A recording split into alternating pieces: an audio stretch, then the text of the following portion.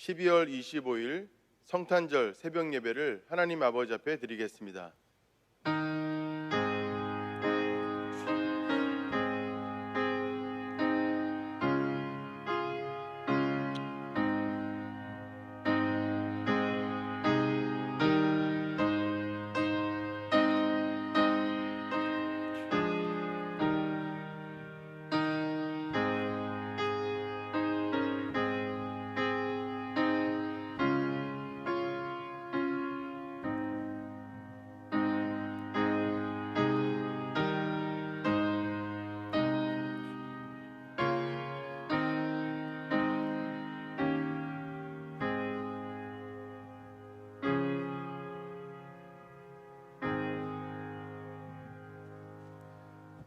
사도신경으로 우리의 신앙을 고백하겠습니다. 나는 전능하신 아버지 하나님 천지의 창조주를 믿습니다. 나는 그의 유일하신 아들 우리 주 예수 그리스도를 믿습니다. 그는 성령으로 잉태되어 동정녀 마리아에게서 나시고 본디오 빌라도에게 고난을 받아 십자가에 못 박혀 죽으시고 장사된 지 사흘 만에 죽은 자 가운데서 다시 살아나셨으며 하늘에 오르시어 전능하신 아버지 하나님 우편에 앉아 계시다가 거기로부터 살아있는 자와 죽은 자를 심판하러 오십니다. 나는 성령을 믿으며 거룩한 공교회와 성도의 교제와 죄를 용서받는 것과 몸의 부활과 영생을 믿습니다. 아멘. 찬송가 126장 함께 찬양 드리시겠습니다.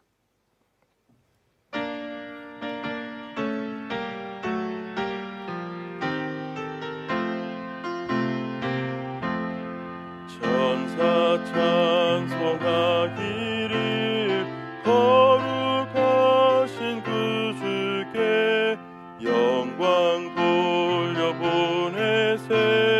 그 주 오늘 나셨네. 크고 작은 나라들 기뻐하다 파여라. 영광 받을 왕의 왕 베들레헴 나신 주. 영광 받을 왕의 왕 베들레헴 나신 주. 오늘 나신 예수는 하늘에서 내려와 처녀 몸에 나셔서 사람 몸을 입었네. 세상 모든 사람들 영원하신 주님께 영광 돌려보내며 높이 찬양하여라. 영광 돌려보내며 높이 찬양하여라. 의로우신 예수는 평화의 왕이시고 세상 빛이 되시며 우리 생명 되시네. 죄인들을 불러서 거듭나게 하시고 영생하게 하시니 왕께 찬양하여라. 영생하게 하시니 왕께 찬양하여라.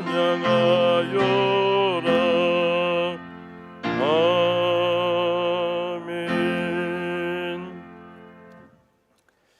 이 시간 하나님께서 우리에게 주시는 말씀은 누가복음 2장 1절에서 14절까지의 말씀입니다.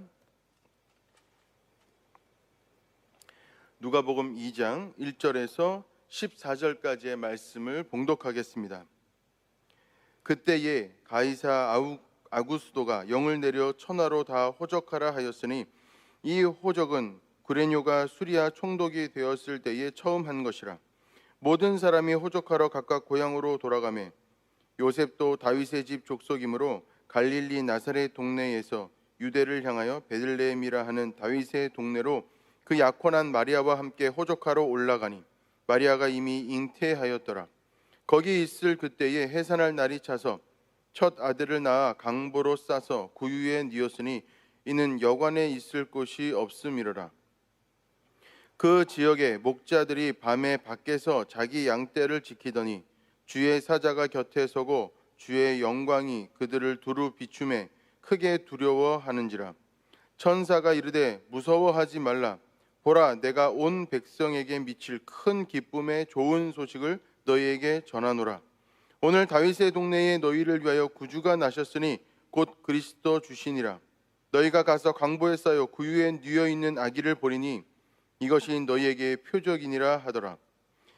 호련히 수많은 천군이 그 천사들과 함께 하나님을 찬송하여 이르되 지극히 높은 곳에서는 하나님께 영광이요 땅에는 하나님이 기뻐하신 사람들 중에 평화로다 하니라. 아멘.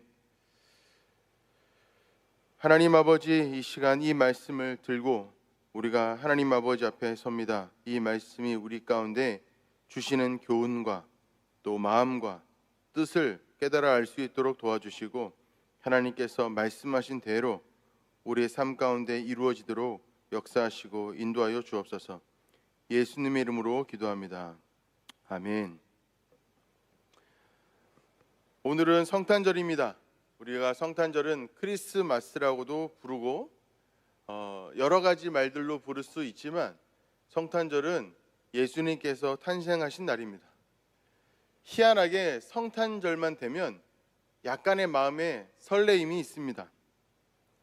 물론 어릴 때만큼은 아닌데 나이가 들어서도 그 설레임이 조금은 느껴지고 있는 것 같습니다. 그런데 그 어느 때보다도 이 성탄절의 의미가 퇴색되어 있지 않나라고 생각이 듭니다.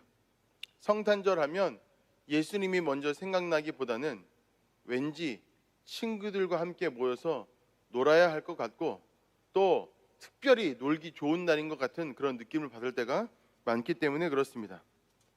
그래서 오늘 이 시간 우리가 성탄절 이 아침에 하나님의 말씀을 함께 읽으면서 성탄절의 의미는 무엇일지 한번 생각해 보는 시간을 가져보면 참 의미 있겠다라는 생각이 듭니다. 우리가 예수님께서 탄생하신 그날 밤을 한번 생각해 보겠습니다.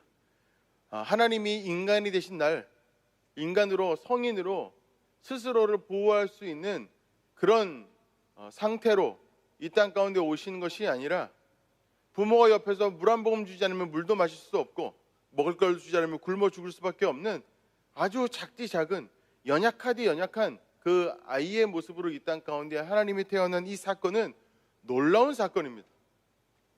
오죽했으면 저 천문에서 별이 움직이고 또 수많은 여러 가지 하나님의 예언자들이 이 예언을 했겠습니까? 하나님께서 이 땅 가운데 인간으로 태우신 이 사건은 아주 놀라운 사건이고 바로 그 날이 오늘 우리가 읽은 이 누가복음 2장의 말씀입니다. 그리 이 날의 밤들은 수도 없이 반복되었을 밤입니다. 수천 년 동안 혹은 수만 년 동안 수억 년 동안 끊임없이 이어져 왔을 밤입니다. 그런데 이 하나님께서 인간으로 태어나신 이 밤은 아주 특별한 밤입니다.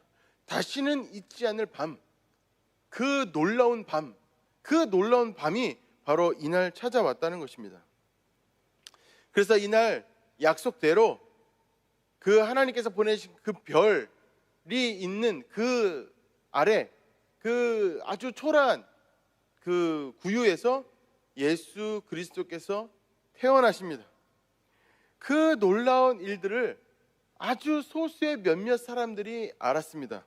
우리가 다 알다시피 동방에서 온 박사들이 이것을 알았고 또 동방에서 온 박사들이 알려주어서 헤롯 대왕이 알았고 그 외에 몇몇 사람들이 미리 그것을 알았습니다. 근데 그것은 아주 숫자가 적었고 그 알았던 사람들 대부분은 별로 역사 속에서 등장할 만하지 않은 그런 초라한 인물들이었습니다. 예수님께서 탄생하신 이후에 천사가 예수 그리스도께서 탄생하셨다고 이 땅에 왕이 나셨다고 선언하면서 그 소식을 전하는데 그 소식을 전한 자들이 누군가? 바로 그 밤에 양떼를 지키던 양치기들이었다는 것입니다. 천사들이 이 좋은 소식을 알릴 때에는 더 많은 사람들이 이 소식이 알려지길 바람으로 알리지 않았겠습니까? 이 사람에게 알리면 이 사람이 또 다른 사람에게 알리고 다른 사람에게 알리고 이 기쁜 소식을 점점 더 많은 사람들이 알게 되도록 알린 것이 아니겠습니까? 근데 문제는 뭐냐 하면 그 밤에 천사가 굳이 찾아가서 예수 그리스도께서 탄생하셨다는 소식을 알렸던 사람은 양떼를 지키던 양치기였다는 것이죠. 왕도 아니요, 귀족도 아니요, 존경받는 종교 지도자들이나 정치 지도자들도 아니요, 인기인들도 아니었다는 것이죠. 그날 밤에 양을 치던 그 목자들에게 이 소식을 천사들이 가장 먼저 알렸다는 것입니다. 혹자는 그때 당시에 깨어있는 자들이 양치기들밖에 없어서 그랬겠다라고 이야기하지만 성경을 보면은 하나님의 중요한 소식을 깨워서 알리는 경우가 얼마나 많습니까? 그러니 잠을 자고 있는 사람은 다 지나가고 깨어있는 사람에게 알리다 보니 그때 당시에 양을 지키던 목자들에게 알렸다라고 말하는 것은 조금 해석이 생각해볼 여지가 있습니다. 그리고 또 하나 우리가 생각해야 될 것은 뭐냐면 이 양떼를 지키던 이 양치기들은 절대로 그 양떼들의 주인이 아니었다는 것입니다. 주인은 결코 그 많은 양떼를 소유하고 있는 주인은 결코 그 밤에 양을 지키지 않습니다. 자기의 일꾼들과 자기의 노동자들을 써서 그 양떼들을 지키도록 하는 것이죠. 당시에 밤에 양을 지키던 양치기들은 가장 천박하고 가장 빈궁하고 가장 힘없고 기댈 데 없었던 하급 노동자들이었다는 것입니다. 그런데 이 천사가 예수 그리스도의 탄생 소식을 이 빈궁하고 천박하며 힘이 없고 기댈 데 없는 사람들에게 알리면서 뭐라고 말씀하냐 하면 2장 11절에 보면 그것이 나와 있습니다. 오늘 다윗의 동네에 너희를 위하여 구주가 나셨으니 곧 그리스도 주시니라. 너희를 위하여.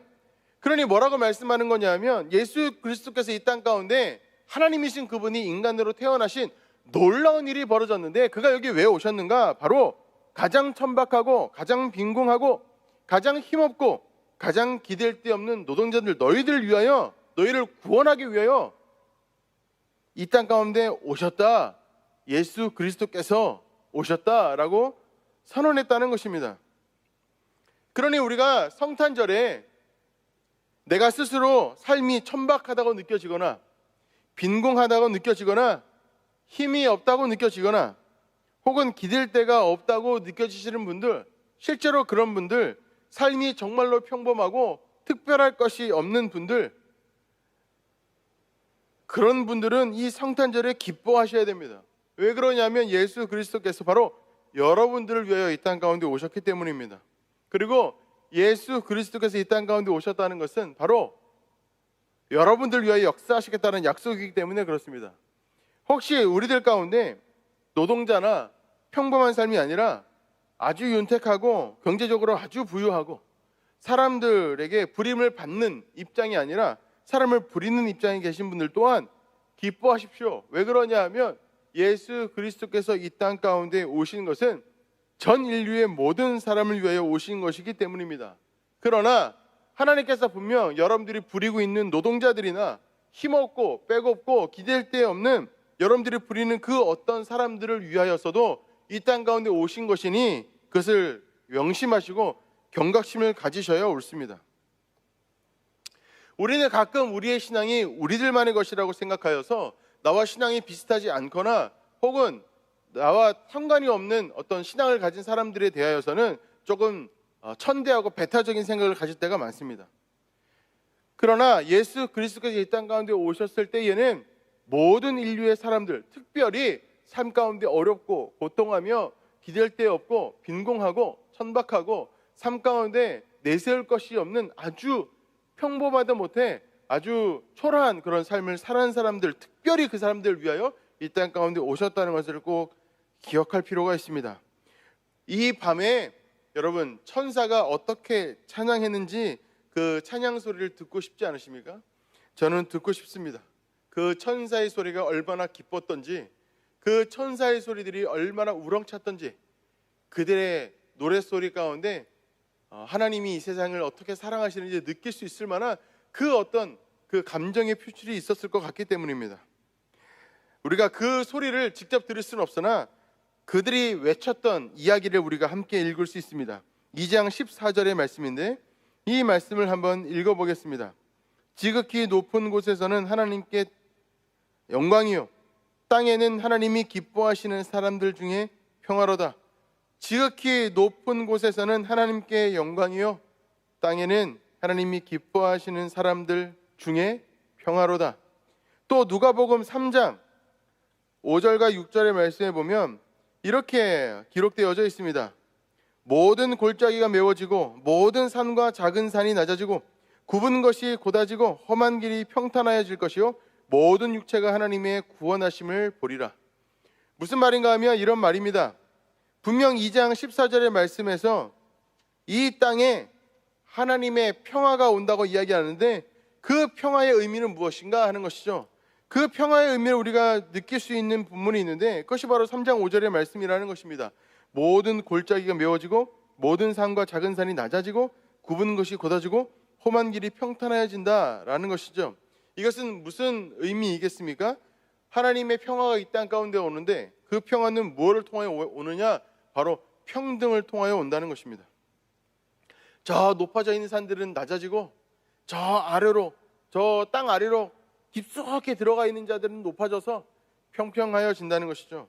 굽은 것은 곧아지고 또 메어져 있는 것은 다 풀리게 되어진다는 것입니다. 여기서 말하는 이 골짜기가 다시 메워지고 높은 산과 낮은 산이 낮아진다는 의미는 어떤 평등을 말하는 것일까요? 이것은 어떤 인위적인 평등을 말하는 것이 아닙니다. 이것은 아주 자발적이고 능력 있는 평등을 말하는 것이죠.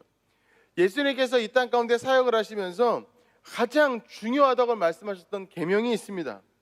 그리고 그 계명을 예수님께서 말씀하실 때에 율법의 그 전체의 모든 것을 다 포괄하는 계명이라고 말씀하시면서 이 말씀을 주셨습니다. 그 계명은 무엇입니까? 첫 번째는 하나님 사랑이요, 두 번째는 이웃 사랑입니다.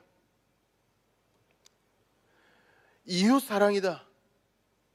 하나님 사랑인 건 알겠는데 이웃 사랑이다. 이것은 참 우리에게 어렵습니다. 왜냐하면 우리에게 모든 사람이 이웃은 아니기 때문입니다. 우리에게 모든 사람이 이웃입니까? 그렇지 않습니다. 이 이웃이라는 말을 우리가 생각할 때 선한 사마리아 이야기가 꼭 떠오릅니다. 선한 사마리아 이야기를 다 아시죠? 길을 가다가 어떤 유대인이 강도를 만나서 죽게 생겼습니다. 길바닥에 쓰러져 있는데 가만히 내버려두면 그냥 횡사하게 생겼습니다. 그 옆에 제사장들도 지나가고 레위인들도 지나갑니다. 제사장도 유대인이고 또 레위인도 유대인입니다. 그들은 자기의 동족이 쓰러져 있는 것을 보았는데 그냥 스쳐 지나가기 바빴다는 것입니다. 그런데 지나가던 그 원수 같은 사마리아인이 그 쓰러져 있는 사람을 보았다는 것이죠. 그래서 그 사마리아인이 힘들게 어디 성인 남자를 업는 것이 쉬운 일입니까? 그를 업어서 여관까지 가서 여관에 눕혀서 여관에서 안정을 취하게 했을 뿐만 아니라 그를 약을 발라 치료도 해줍니다. 그리고 나서 거기도 충분한데 거기다가 여관비를 주면서 이 사람이 일어날 때까지 계속 그 여관에 두도록 당부하고 또 나중에 혹시 자기가 준 돈이 부족하다면 돌아오는 길에 반드시 내가 치르겠노라. 그 사람이 잘 회복하여서 건강하게 목숨을 잃지 않고 다시 일어설 수 있도록 물신양면 모든 것들을 다 거기에 보탠 것이죠. 그런데 예수님께서 이 이야기를 쭉 하시고 난 이후에 그 함께 있었던 사람들에게 질문을 하십니다. 그 질문이 뭐냐 하면 10장 36절의 말씀입니다. 뭐라고 말씀하냐면 이렇게 말씀합니다. 내 생각에는 이 세 사람 중에 누가 강도 만난 자의 이웃이 되겠느냐? 이게 예수님의 질문입니다. 내 생각에는 그 강도 만난 자의 이웃이 누구겠느냐라고 물었다는 것이죠. 여러분, 답은 무엇입니까? 답은 하나밖에 없습니다. 당연히 사마리아인이죠. 그 원수 같은 그 사람 같지 않았던 사마리아인입니다. 그 사마리아인이 왜 이 강도 만난 자의 이웃이 되었습니까? 그는 그 강도 만난 자에게 이웃으로 행동했기 때문입니다. 선한 사마리아인 바로 그 사람이 이웃이다 이것이죠. 그러면 예수님께서 우리에게 내 이웃을 내 몸과 같이 사랑하라 라고 하시는 그 말씀에는 그 전제가 있습니다. 그것은 뭐냐 하면 우리가 먼저 많은 사람들의 이웃이 되어야 한다는 것이죠. 예수님께서 하시는 말씀이 그겁니다. 너도 이와 같이 하라. 선한 사마리아인이 강도 만난 자의 이웃이 되었던 것 같이 너도 이웃이 되어라. 이것이 바로 예수님의 가르침이었다는 것입니다. 예수님께서 이 땅 가운데 오시면서 그가 이 땅 가운데 태어나셨을 때에 하나님께서는 천사를 보내셔서 가장 당시에 빈궁하고 천박하고 기댈 데 없고 의지할 데 없었던 최하층 노동자들이었던 밤에 양떼를 지키던 목자들에게 찾아가서 가장 이 기쁜 소식을 알리시면서 너희를 위한 구세주가 났노라고 그렇게 소식을 전했다는 것을 우리가 아까 살펴보았습니다. 그리고 우리는 예수 그리스도께서 이 땅 가운데 사역하시면서 가장 중요하고 율법의 전체를 다 포괄한다고 강조하고 또 강조하셨던 계명이 무엇인지 살펴보았습니다. 첫 번째는 하나님 사랑이요, 두 번째는 이웃 사랑이었습니다. 그 이웃은 누구인가? 라는 질문을 하셨던 예수님의 이야기도 살펴보았습니다. 예수님의 대답은 이것이었습니다. 너희가 모든 사람의 이웃이 되어라. 이름으로써 예수 그리스도께서 이 땅 가운데 오신 이유가 우리에게 아주 분명해집니다. 예수님께서 우리 가운데 오셨던 이유는 이 세상 모든 사람을 이웃 만들기 위해서이고 서로가 서로에게 사마리아 사람같이 되어야 한다고 말씀하신 것입니다. 그리고 그 이웃을 사랑하되 자기 몸과 같이 사랑하라고 말씀하신 것입니다. 그러므로 우리는 이 성탄절에 우리 주변의 수많은 사람들과 나의 가족들과 그리고 또 나의 속해 있는 모든 공동체의 사람들과 그리고 이 전 인류의 모든 사람들의 선한 사마리안 같이 행동하는 이웃이 되고 또 그 이웃을 내 몸과 같이 사랑하는 그런 삶을 살기 위하여 어떻게 나의 앞으로의 인생을 살아가야 하는가를 고민해야 한다는 것입니다. 이것이 바로 예수님께서 이 땅 가운데 우리 가운데 오셔서 우리에게 하시고자 하시는 그 말씀이요 그 메시지였다는 것입니다. 여러분, 성탄절이 그저 맛있는 것을 사 먹고 또 서로에게 선물을 주고받으며 그저 행복하고 즐거운 하루를 보내는 그런 삶으로만, 그런 시간으로만 여겨진다면 그것은 분명하게 우리가 이 성탄절의 의미를 깨닫고 그 뜻대로 살아가는 것은 아닐 것입니다. 성탄절에 우리는 이 예수님의 사랑을 잘 생각해 보아야 합니다. 하나님이 인간이 되셨다. 그 인간이 되신 그 사건을 통하여 분명 우리에게 말씀하고자 하는 메시지가 있으셨는데 그 메시지는 무엇인가 하면 우리가 이 세상 모든 사람, 나의 주변 사람으로 포함하여 모든 사람, 나의 가족을 포함한 모든 사람의 이웃이 되어주고 내 몸과 같이 그 이웃을 사랑하는 것, 그 삶을 실천하도록 우리를 이끌기 위하여 이 땅 가운데 오셨다는 것입니다. 여러분, 우리는 이 성탄절에 예수 그리스도께서 이 땅에 오신 것에 대하여 마음에 감격해야 합니다. 이것은 매년마다 우리에게 오는 날이지만 그 성탄절에 오신 예수 그리스도의 우리 한 사람 한 사람을 향한 사랑은 너무나 크고 너무나 고귀하며 너무나 강력하기 때문입니다.